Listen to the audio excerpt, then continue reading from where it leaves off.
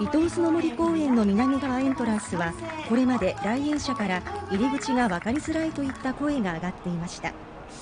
今回のリニューアルでは園名板を大きくしたほか、エレベーターの外壁には実寸大のキリンのイラストが描かれています。